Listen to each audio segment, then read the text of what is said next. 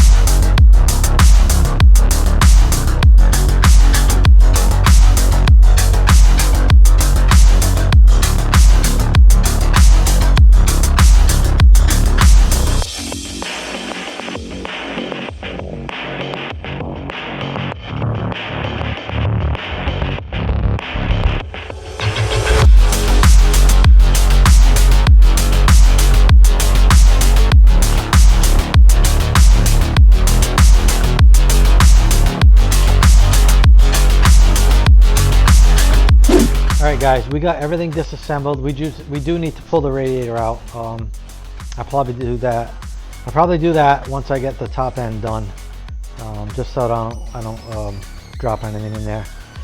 But you can see top end is removed.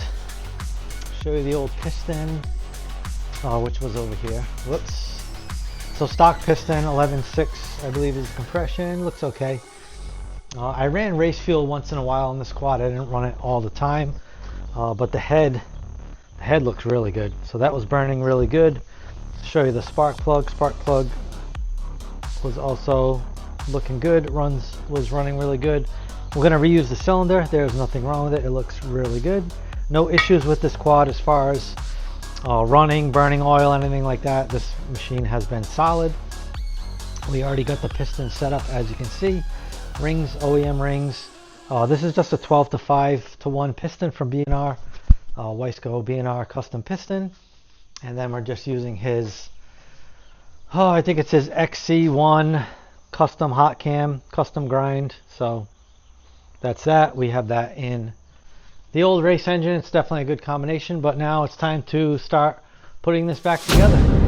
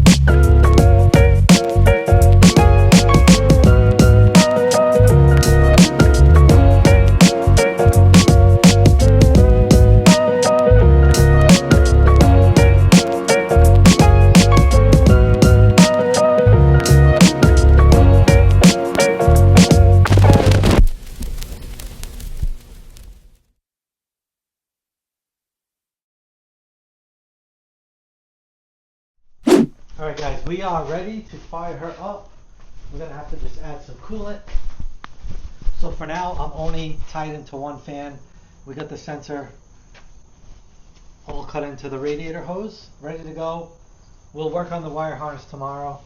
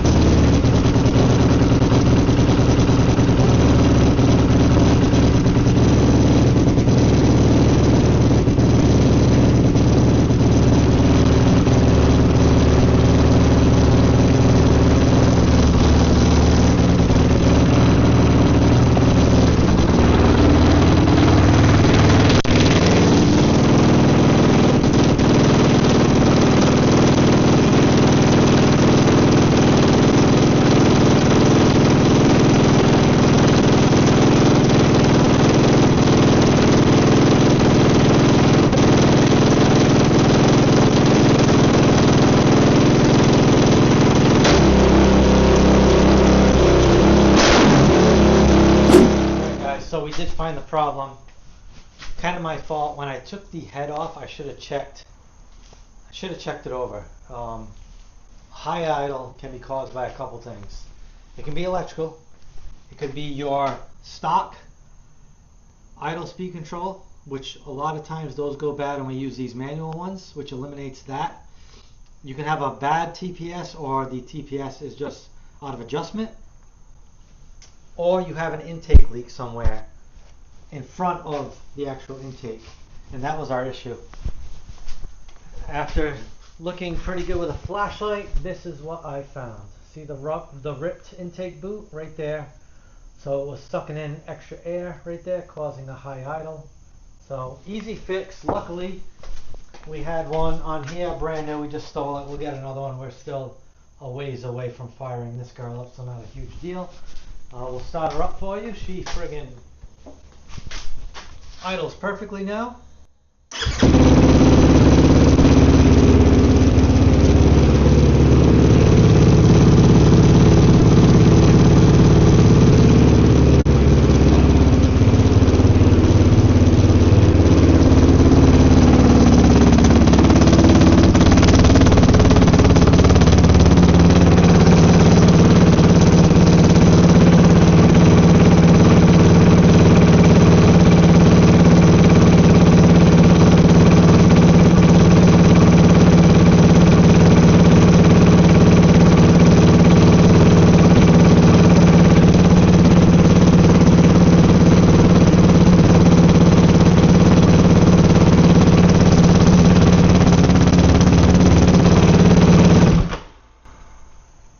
See that fan kicked on, so we're good to go as far as that goes.